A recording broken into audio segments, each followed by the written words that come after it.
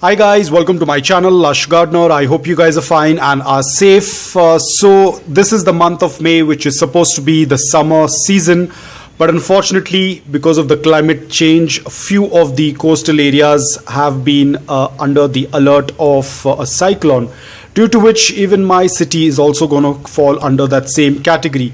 Now, because of this, it has been forecasted that it's going to be raining for another 5 to 6 days, and this is going to be a little worrisome for my succulents. Now the climate has completely changed. It was around 33 to 34 degrees Celsius, and just within 2 days the temperatures have dropped down till 24 degrees Celsius. So there is a fluctuation of almost 10 degrees Celsius. The temperatures have dropped down. Now I don't know how my succulents are going to be reacting to this, but I have to definitely take actions because it has been raining on and off. It's not raining really heavily, but it's been drizzling and it has been raining.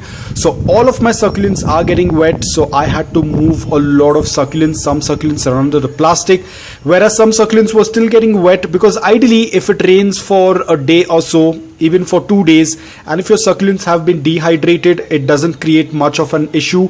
But if the rains tend to continue for another 5 or 6 days, then that is definitely going to be an issue. So this is the first example that I'm going to show you. Now these are my Ceraria hamelies, that do not like a lot of moisture in the soil, and they are the first ones to show the sign that they are not happy. You can see these dark leaves over here. Those leaves have absorbed too much of water, due to which they have rotted. Now luckily the stem is not rotted, the roots are not rotted, but few of the leaves are starting to rot, which means that they are taking in a lot of the water.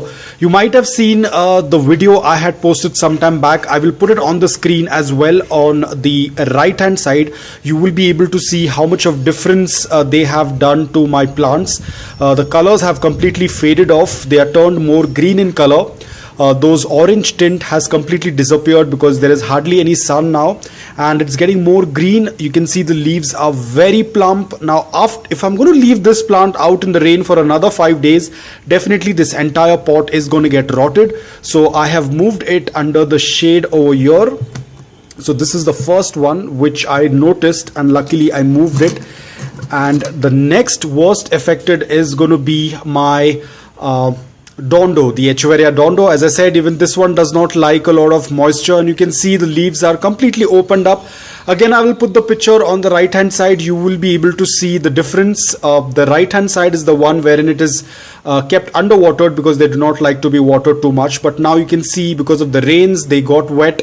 There's a lot of moisture in the air. They are absorbing moisture during the night time as well. So the succulent is getting well hydrated. Now after this, if I'm going to put it out in water, or if I'm going to leave it in the rain, it will definitely get rotted. So this is another one that I'm keeping aside away from rains. And the worst one affecting is going to be the black prints. Now I have 3 black prints over here, and you can see they have all opened up. I will again put the picture of the before and after. On the right hand side, it is going to be how the succulent looked before the rains and how it looks now. The left hand side is how it looks right now. You can see the colors are all starting to disappear because there is not much sunlight. The colors have all faded off. Only the lower leaves have the color. Now there are 2 indications to this. One is it is absorbing a lot of water, because you can see the leaves are opening up wide enough, which means that the succulent has started to absorb a lot of water. If I'm going to leave this guy out in the rain, it will definitely rot in another 2 or 3 days. So I have to be extremely careful. So again, this one is also moved under the shade so that it doesn't come in contact with any water. This is another black prince. You can see even this one has started to open up the leaves, which means that it is starting to absorb a lot of water. The colors are missing right now because obviously there is not much sunlight, but rather than being worried about the sunlight, the most important part is that they shouldn't come in contact with too much of moisture.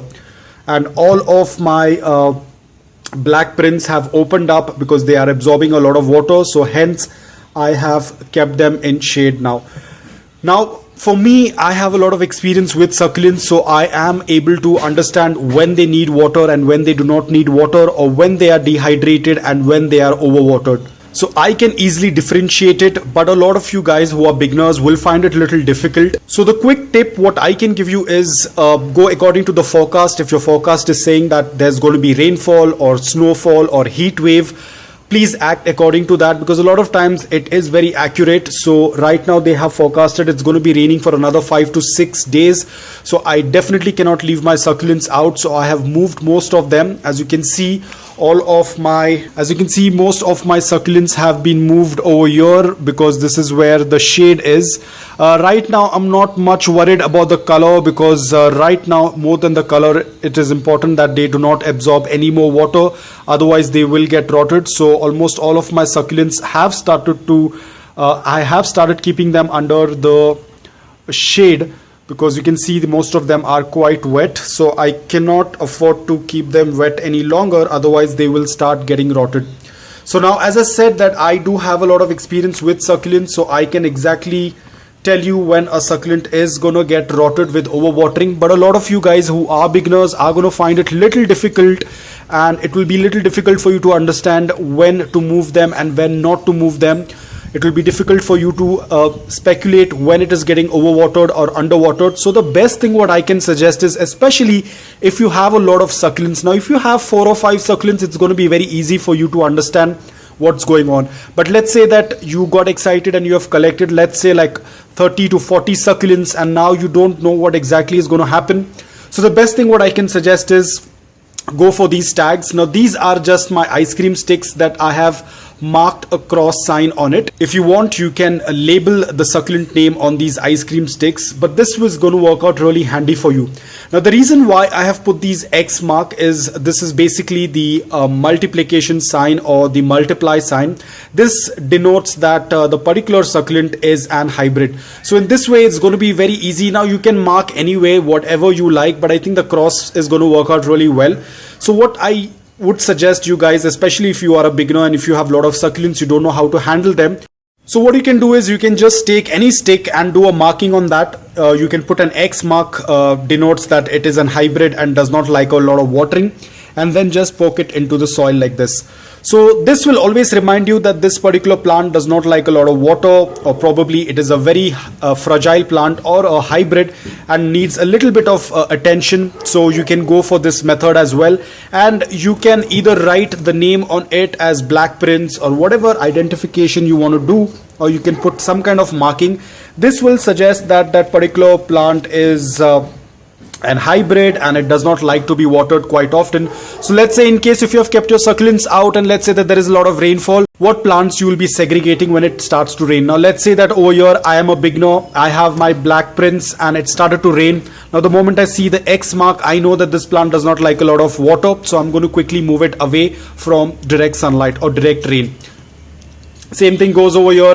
This is Echeveria Dondo. I'm very new with Dondo, I don't know, so I'm just going to put and stick into it, which will suggest that it's an hybrid and it does not like to be kept in rain. So in this way it's going to be very easy for you to segregate your plants. So whenever you feel like it's going to be, the weather is going to be bad, so these are the first plants you can move, because others will still be able to tolerate, but the delicate ones you can always mark them like this and just put them into the soil.